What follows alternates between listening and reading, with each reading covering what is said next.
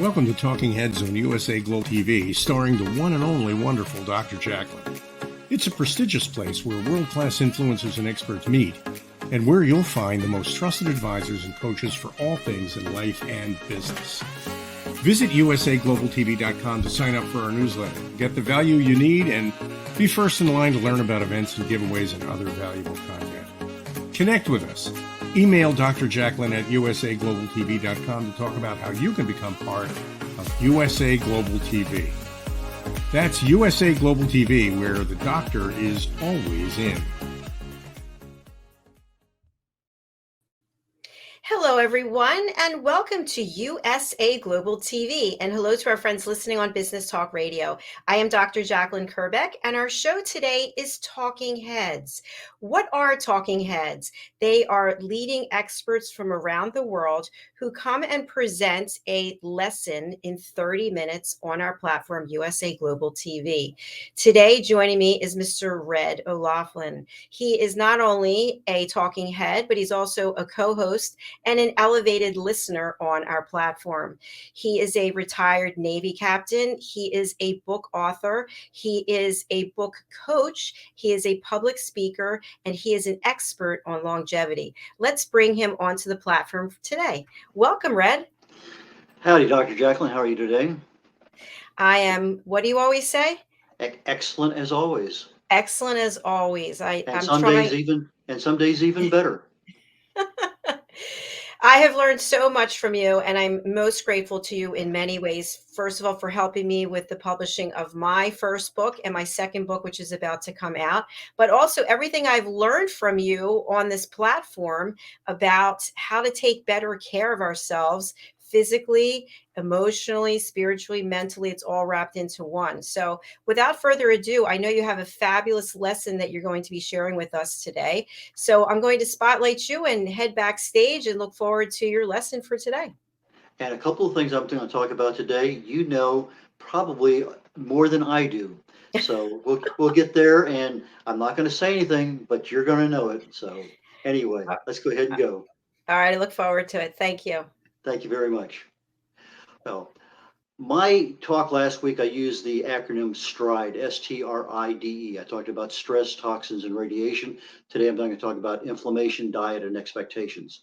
But first, before I do that, I need to give you a disclaimer. I am not a doctor, never have been, never worked in the pharmaceutical field. It's just one of those things that I'm not. But I am a researcher. I research the human body at the cellular level, and I look for cause and effect relationships. Treat a cause, fix a problem. Treat a symptom, and you'll always be treating symptoms. I have several academic degrees. My first one was in chemistry. It was my first love. Didn't get a chance to practice it because I got an invitation to Vietnam. Nowadays, I have 6 Saturdays and a Sunday every week, and I use every one of those to research, to write. I speak quite often on the same topics. I have books I've authored on it. And one of the ones I'm going to be talking about primarily today is The Joy of Ageless Health. Everything that I'm talking about today is going to be in this book. And then later on, when we start talking about expectations, the expectation part, I'll show you the other book that I've written on that. The one word I left at the end of last session, I said, I can't remember it. I don't know what it is. I said, I bring it. And sure enough, we weren't even off the air 10 seconds. And I was telling Dr. JACALYN, zonulin. I could not think of that one. Anyway, today, zonulin is going to be part of our discourse. So anyway, inflammation. Let's talk about inflammation. It's a normal part of our life. It's a self-protective response of the body. Our body reacts to injuries, infections, and that response is inflammation. In our bodies, we have enzymes. One of those enzymes is called cyclooxygenase 2, COX-2. And it floats around the body. It's there forever. And until you actually need it, when it gets activated by some kind of injury, then it becomes doing what it needs to do. But when it activates, let's say that you sprain your thumb. I was closing a car door not long ago, and I wasn't paying attention, talking to somebody, and I slammed the car door on my thumb. You know, it happens. Anyway, I went inside and I had some stuff that reacts very well. Basically, it's a xanthone called gamma magnestin. It prevents COX-2 from forming. But regardless, had I not done that, my thumb would have swollen up. It would have been red. It would have been sore. There would be probably some heat there, and it would be very, very tender. I took a couple of probably about 6 or 8 ounces of this particular kind of mangosteen juice, and boom, 15 minutes later, I didn't even know I had a problem because it didn't allow the cyclooxygenase 2, the COX-2, to come to the rescue. Because that, when that enters the body, it causes, okay, fine, I got a problem here. Now let's go ahead and isolate that problem. So it causes swelling. That stops other things from getting in there. It's a protective mechanism. And the process of fixing and allowing the body to repair itself is all those things that go along with that. So that oxygenase thing is a protective mechanism for injuries and infections, but it doesn't work when we're talking about the genesis of disease. When you look at disease, we're talking about cellular low level, chronic. It's there continuously. So chronic low level cellular inflammation is basically the genesis of maybe 95% of all disease. Obviously, if you get a virus or something like that, that disease is not caused by something inside the body. But that inflammation grows over time. And when you, let's say that you do have a tumor growing, if you knew it, you probably, there's no instrument around there big enough, accurate enough that you could actually detect that particular tumor if you knew about it. Now it's going to continue to grow, and maybe as it gets big enough, you might be able to pick it up with an ultrasound or something else. It might be able to cause a response in some other activity you can measure.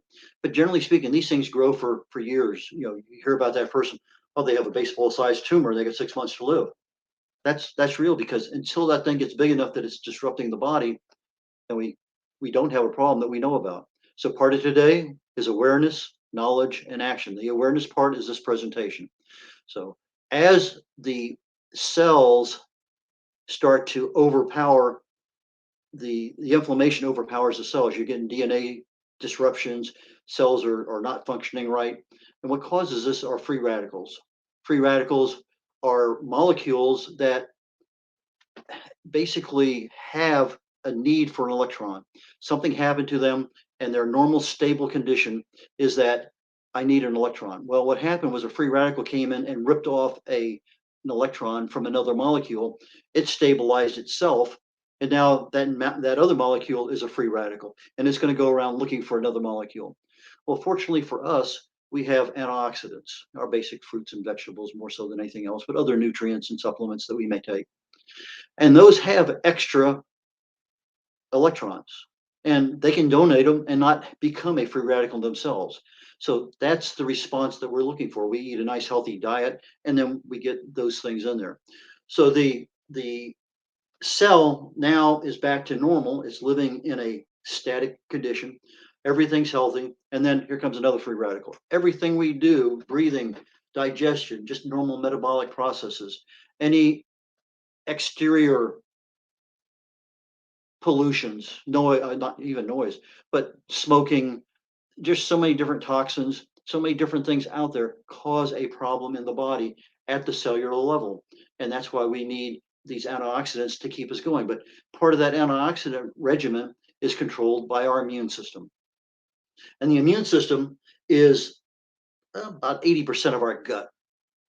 And as we're looking at things, the foods we eat, all those things that come down that build and strengthen our immune system pass through the gut. We eat a nice healthy meal, our digestive process separates everything, it comes down through the stomach into the intestines, and in the intestines is this molecule. It's a protein, and this protein is called zonulin. Now zonulin, it has one purpose, and that is to open microscopic pores in the side of the intestines to allow the digestive materials or nutrients that we need to pass through the intestine into the bloodstream. But as it's going through this process, one of the things that happens is that you need to pass through the immune system. Now, if zonulin is working properly, we have no problems. But when zonulin is not acting properly, that could be a gut bacteria problem. It could be the presence of gluten. Gluten is one substance, casein is another. I'll talk about that in a moment or two. It causes, instead of these tiny, tiny holes, it causes bigger holes. And when those bigger holes open up, now your immune system is flooded with digestive material that you need, but also undigested material, which you would normally just excrete from the body. This becomes a problem because as this thing comes through, the immune system is going crazy trying to control it. And if it's not a really good working immune system, you're going to have some problems. Hence the term autoimmune disease. It's one of those things that when your immune system is not working properly, the body actually creates situations where diseases can start where they would normally never start. Rheumatoid arthritis, for one. That is an autoimmune disease. It's different than osteoarthritis, although the symptoms are very, very similar. The causes are different. The treatments are different. If somebody asked me about what I know about osteoarthritis, I would say type 2 unddenatured chicken collagen is a very good treatment. But for rheumatoid arthritis, you really need to address the immune system, your gut, the foods that you're eating, because you don't want to overinflame that part of the gut. So as that nutrients go through the immune system, if you've got a nice, strong immune system, it can probably handle it. But over time, and we don't always keep our immune system straight, we do have a problem. And as those problems develop, now we have other issues. When you have enough of a problem with the zonulin in the gut, another term that you might have heard of is called leaky gut. Leaky gut is one of those things that it just has lots of issues. And sometimes we might see constipation, diarrhea. Those are usually very common. Bloating, a number of issues out there. But now, whether it's caused by an unfavorable, I think if I remember right, we had over 500 different kind of bacteria that are helpful in the body, but then we have many more than that can disrupt that normal biome in the body, that stability we have there.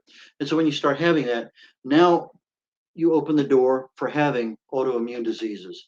And those can be Crohn's, celiac, type 1 diabetes, rheumatoid arthritis, Graves' disease, Hashimoto's, thyroiditis, irritable bowel disease. A number of them are all an autoimmune response that the body normally would never see it because everything's working fine. But a leaky gut is, in most researchers' minds, the reason why you have that. Now, there'll be some that will say, no, that's not it. But when you ask them what it is, they don't know. So it's one of those kind of situations. What came first, the heart or the horse or the cart? But it doesn't matter. It's one of those ones that enough people with leaky gut have autoimmune diseases. And it's really it's not you can't cure it. I can't cure multiple sclerosis. That's an autoimmune disease. But I can address the issue of what am I putting in my body that's going to cause a problem in the gut, that inflammation, that inflammatory response. Well, that inflammatory response over time, if it's not quelled and kept down, you get to the next layer of disease progression. It's called oxidative stress. And this is when you have way more inflammation than you have have antioxidants and a stable immune system to take care of it. Now disease has an open path. It has the impetus it needs to start forming those little molecules and putting them together and start creating whatever disease that may happen to be. My last several topics, we're going to be talking about aging related diseases, Alzheimer's being one of them. And it starts out inflammation, oxidative stress, and then you start going on up to the next, to the next, to the next. So we want to control that as best we can. So if you could control your inflammation and control your diet, you've got a really good shot at getting to an older age without having to worry about having somebody change your diaper for the last 5 years of your life. Now, one of the things that I recommend, I do myself, I also recommend to other people, is when you get your annual physical, ask the doctor to run a C-reactive protein test. C-reactive protein is formed when the body has inflammation. So if the body is inflamed someplace, regardless of where it's at, your C-reactive protein is going to go up and up and up. It's measurable. It's a simple blood test. It's usually 40 to 80 bucks. It's not very expensive. You don't need a doctor to have it ordered. You can go down to the local lab and have it done yourself. But it tells you what the level of whole body inflammation is. And that number, whatever it is, gives you an indication. Most of the time, mine is unmeasurable. It might come up 0.1, 0.2, something like that. But you want something less than 3, really probably no more than 5. But if you get something back and it says 22, you got a problem. You don't know what it is. Nobody knows what it is. But at least you have something now to go to your doctor and say, here's my family history. Here's my lifestyle. Here's everything that's been going on in my life. What do you think it might be? And now they can start running some tests. Well, if you had cancer in your history, you had this, you had that, heart disease, maybe now they can start running some tests and catch it on the front end and do something about it. So those are things that you need to look at in order to stop the disease from progressing, but also keep that constantly under control and keep your immune system going.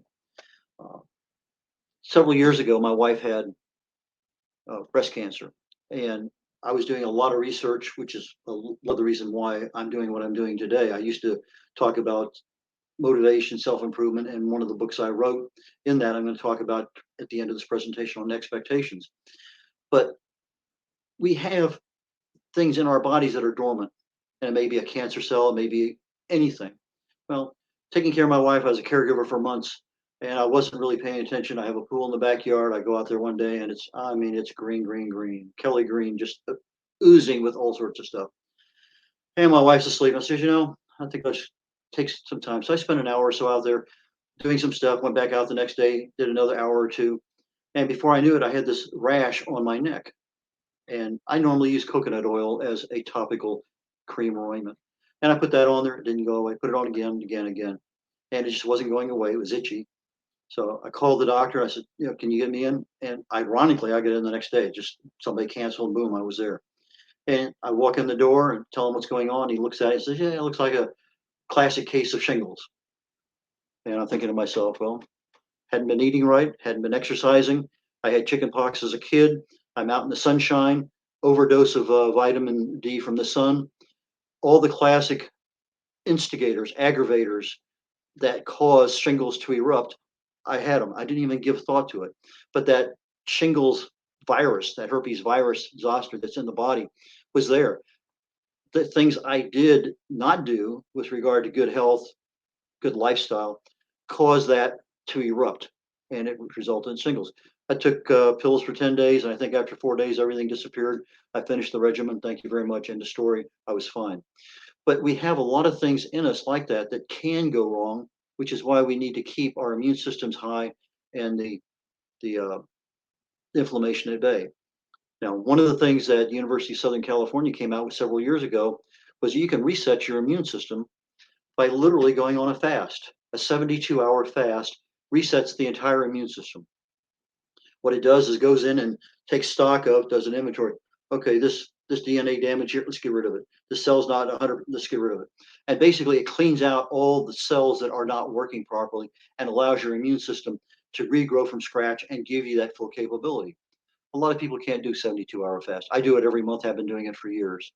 But it's one of those things that you can build into, and may talk a little bit more about it, but one of the things you can do is an intermittent fast. And an intermittent fast can be 12, 15, 18, 20 hours, can be a better part of a day. And when you do an intermittent fast, those things do provide a lot of benefit. You can reduce a lot of risk factors, cholesterol, LDL, your blood sugars, a lot of those issues kind of are minimized, modulated a little bit to speak, but they're no longer in control of being there constantly. So the longer you fast, the longer you give your blood glucose levels to reduce, your blood pressure normalizes. Just a lot of things happen with a fast. Another thing you might want to consider is an IF lifestyle. You're talking about, reducing inflammation, but we're also reducing a lot of other things. And that lifestyle might include obviously the intermittent fast, but may also include stress management. All of us are stressed. Stress causes a lot of problems. Stress is probably 80% of all of the genesis of all the diseases that we go see a doctor for. If you could eliminate stress from your life, or control it, not eliminate, we never can eliminate it. But it's not the stress that happens, it's what we do with it. When we hold on to it and don't let it go, that becomes a problem. So if you can control the stress, you're probably going to control a lot of diseases later on in your life because you're never going to give them a chance to start. Sleep is where the body repairs itself.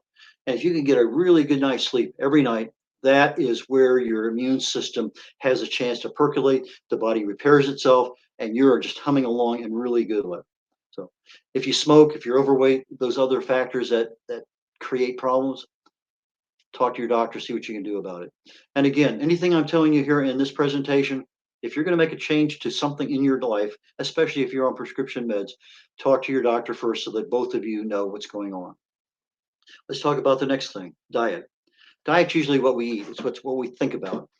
It's the nutritional equivalent of our food choices. If we're eating well, generally we have pretty good health. We've heard back in the old Roman days, you are what you eat. And that is really and truly true. Dieting is an attempt to modify our food intake, but in reality, we have a lifestyle we live to. We have comfort zones. We have foods that we enjoy. You may love steak and potatoes, but if you're not getting your leafy green vegetables, your sulfur-laden vegetables, your other vegetables with phytonutrients in it, yeah, you're taking care of a very small part of your nutritional needs in your diet, and they can create problems over time. So a lot of times people use the term diet, which are our food choices, and our lifestyle as being the same, and they're not. There's just so many different aspects of our lifestyle that is not diet related. But if you just look at our diets, there's so many different things in there that we need on a daily basis. And I'm going to show you one book right now that I'm going to be talking about very shortly. It's called The Walls Protocol by Dr. Terry Walls. Dr. Walls is I believe she's an internist, but she's a physician. Very late in life, she came down with MS, multiple sclerosis, and autoimmune disease. No matter what the doctors did, it got worse and worse. She finally ended up in a wheelchair.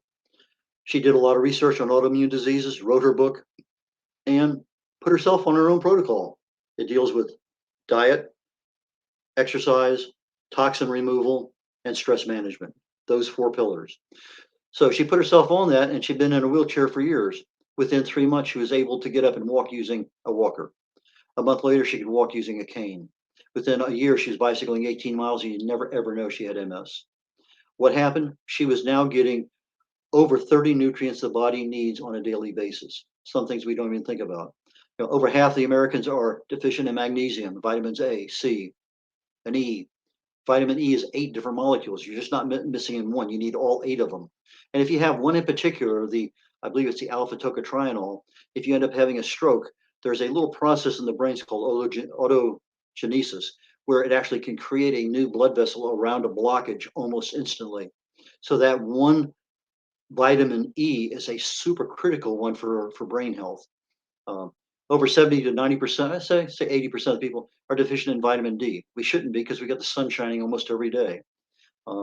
Calcium is another one. Half the Americans are deficient in calcium. Same thing with iron. Maybe not quite 50%, but a significant amount of them.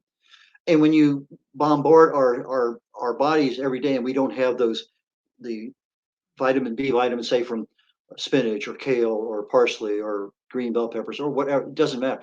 We're not getting the antioxidants we need, so we can't fight effectively. And so these free radicals come in, they destroy something and leave, and there's nothing there to fix them. And that's the problem we have. So that chronic low level inflammation continues to grow, just like I mentioned in the diet. And we can counter that by our choices in food. And those choices are primarily fruits and vegetables. Those are the nutrients we need. Now you take a simple nutrient like vitamin C. Vitamin C can give away 6 electrons before it becomes a free radical. So it's like you have one antioxidant that can take care of 6 different free radical bombardments that now you can stabilize those other ones. The one I like the best is a thing called PQQ, pyrroloquinolinquinone. It's in your brain. It passes through the blood-brain barrier. However, it can be reconstituted 25,000 times. And it's one of those ones that's a great antioxidant for the brain inflammation. So that's one I strongly recommend. B12 is one that if you're a vegan or vegetarian, you only get B12 from meats. You take a pill and think you're getting the B12. Well, B12, if you're taking in a pill, you can't pass through stomach acid, it gets destroyed. So you have to take it under the tongue. So B12 is a cobalamin. That cobalamin has to be transdermally, through the blood vessels there, transliminally. That will allow B12 to get in. But if you're deficient in B12 long enough, it mimics Alzheimer's. And that's one of the first things the doctor gives you. Can't think of it. Anyway, he'll give you a B12 shot. And that, if you respond to it, then fine, that's what it is. But when we're looking at things, we need fiber, both kinds of soluble and insoluble fiber.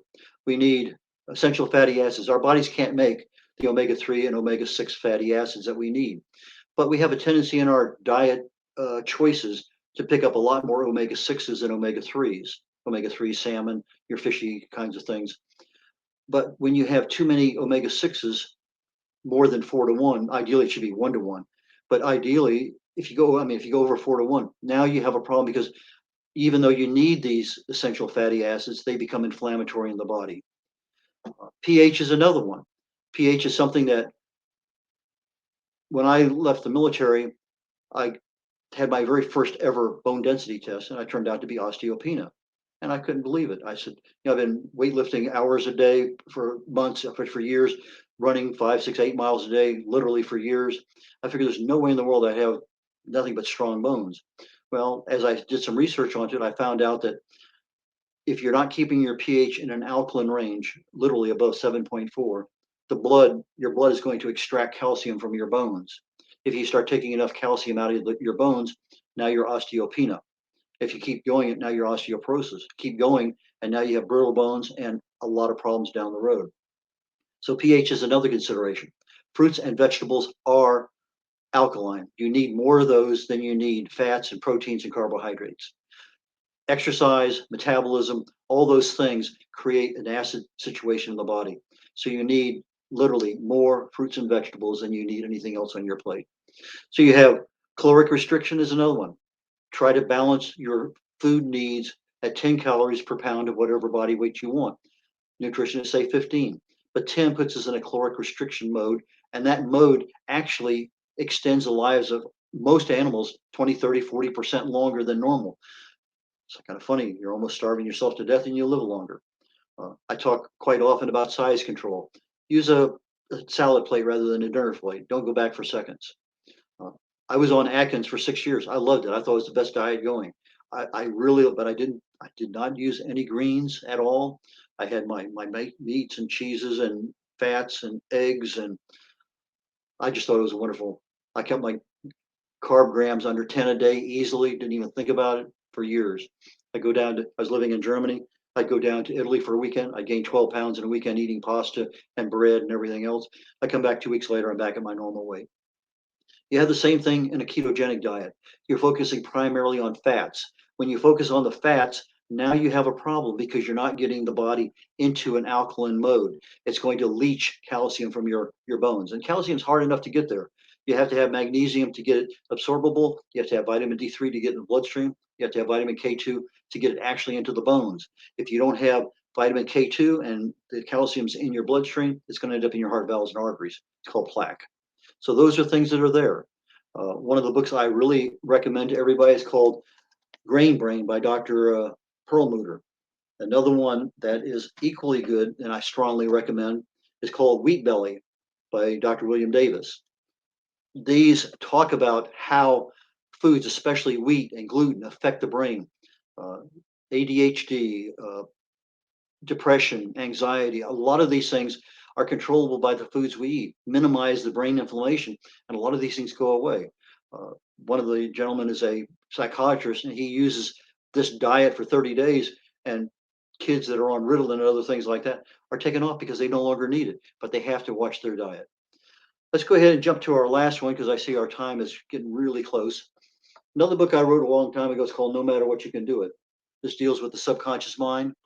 And when we're talking about the last letter in my STRIDE, STRIDE acronym, E is for expectations. What we think about, we can become. That's part of what it is. But when you look at our subconscious mind, is in control 24/7. It never forgets a thing. It stores everything. And when it stores everything, it looks for success. Its prime objective in life is to prevent failure, prevent humiliation. Everything we see, do, taste, etc., is remembered, it's filed away. And if you want to, let's say you want to learn a new language, it has nothing to gauge itself against, so it's not going to hurt you. But let's say you tried losing weight a few times, and maybe a few more times. All of a sudden, it sees failure. Well, you tried to do this, you didn't. I'm not going to let you do it again. So now you have your subconscious mind actually working against you to do something that's supposed to be good for you. So maybe one of the things you change is, I'm not going to lose weight. I'm just going to eat healthier. That might be a different mindset because maybe the body hasn't heard that. But our brain cannot tell the difference between real and imagined. So whether you actually lost weight or not doesn't matter, because you can imagine, visualize losing weight, or visualize whatever you want that you failed at. And now all of a sudden, little by little, these little experiences are now added to the archive of the brain. And pretty soon the brain can't tell, your subconscious mind cannot tell whether you succeeded or failed. So it can't get in the way. It's just going to let you do what you do. But when you're talking to your brain, you have to use the right words. When you say, I want this, or I need this, that's a subconscious. That's not subconscious. That's your conscious brain. It knows what it is, but it's not in control of your life. Expectations, intentions, those things talk directly to the subconscious mind. And when you do that, now you're connecting with somebody who's in control. When you talk about real or imagined, other things that are important is everything is in present tense. So I'm not going to have another piece of pie. Well, that infers future and infers negativity. The brain has no idea what the future is. It only has the catalog of the past, and it only operates in the present. It has no concept of negative, not. The word doesn't know what that means. When it hears not, it bleats it out. I'm going to have some more pie or cake or whatever. So those are things you need to be aware of. And I talk about that in my book.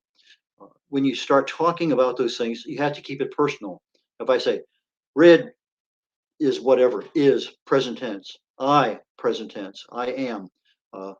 Red.olaughlin is, it recognizes who we are, but it doesn't recognize past tense, present tense, future tense. You have very strict guidelines on what you can do. Vince Vicente, I think I have his book. Don't. Vince Vicente wrote a book called The Ant and the Elephant. He talks about an ant being on the back of an elephant.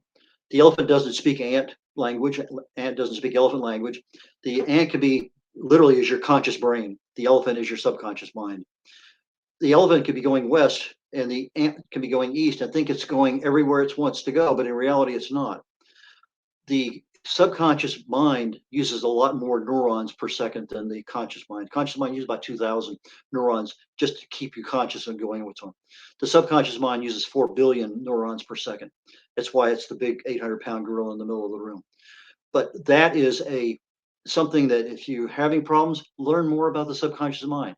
Make it work for you. If your family history said, well, my dad died of heart attack when he was 58, my grandfather died of a heart attack when he was 61, I'm going to die, I'm not even going to make 60. You're already priming your expectations for a huge future health event, even though it doesn't know your future, it knows your expectations.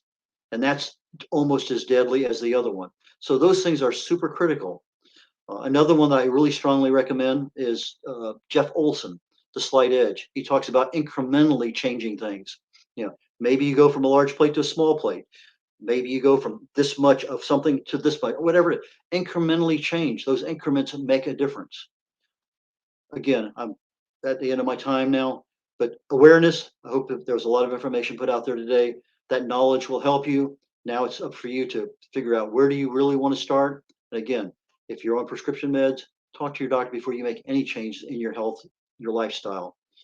There is no someday, only today. So please, I wish you the best in becoming more aware of your health needs and taking action to make them better. Dr. JACALYN. Great presentation, Red. Thank you so much.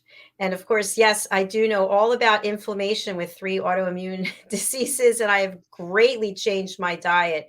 So it does get to be perplexing, but I love how you brought light to a lot of these things, and it definitely was informative and very helpful for me. So thank you. I appreciate it. Each one of these things I could talk easily on an hour for, trying to put them down and just getting the essence of what is really important.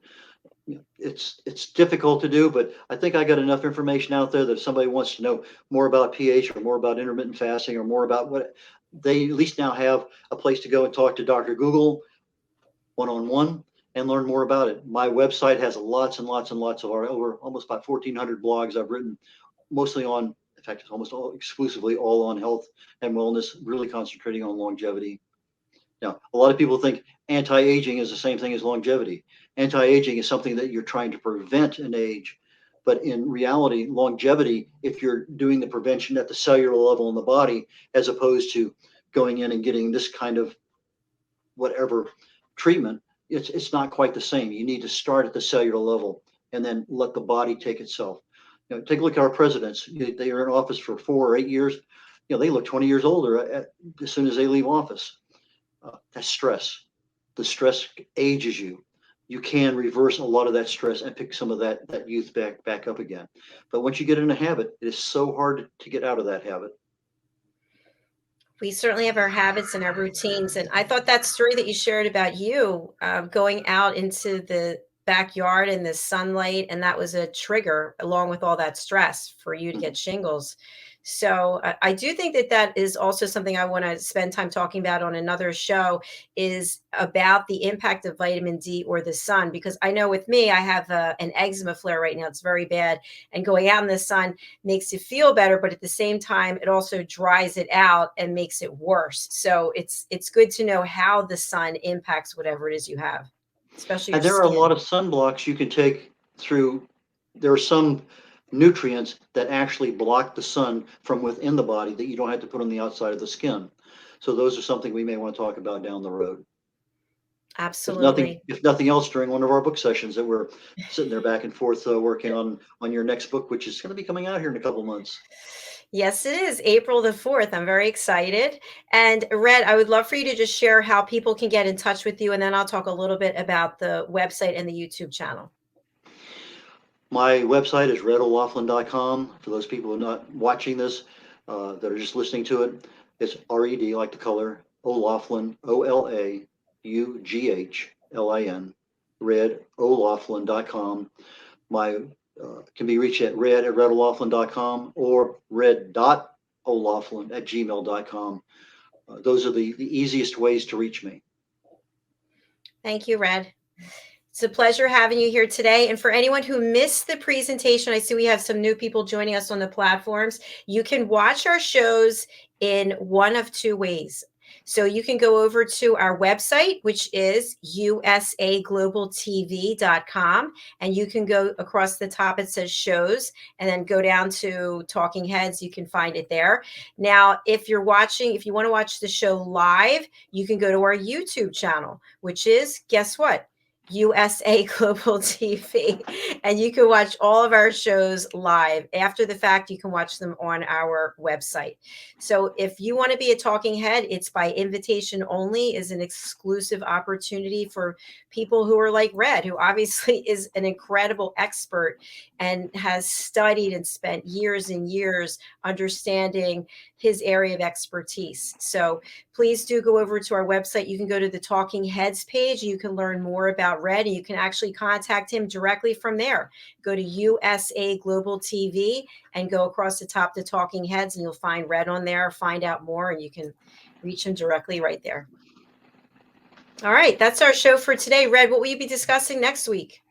I'm going to go more into the age-related diseases, start talking about what can we do to get ourselves not in a mode of forgetting things on a moment's notice on a regular basis.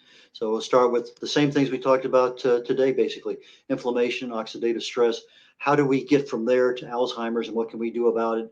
What options do we have to counter some of these things? Because some of them are, not every free radical is the same, not every antioxidant is the same. Each one is a little different, and as such, you need a little difference periodically in order to address some of those hard to get free radicals. All right, I look forward to that. That is every Monday at 3 p.m. Eastern Time. You can find Red right here on Talking Heads on USA Global TV.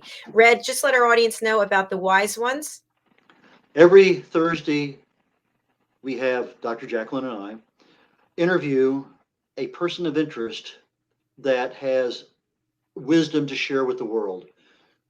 We've had some wonderful people so far, but it's Thursday, I believe, at 2:00 Eastern.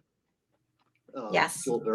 And we have roughly about a 40-minute interview, and we delve into, it's not a monologue. We're not going through, it's basically an interview where we're trying to coax out information for somebody says, okay, well, tell me more about that. That's really neat. I could use that in my life. Or I have a friend who can benefit by that. He really needs to see this show, or he really needs to get in touch with you, or you have something that will really benefit my group.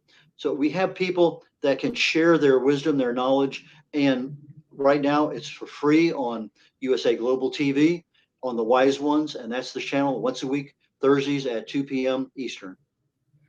Thank you very much, Red. Thanks, everybody, for your support and for watching, whether it's on the live or the replay. We do appreciate you, and we'll look forward to seeing you again tomorrow when we come back with some more shows. That's all for now. Bye-bye. Bye now.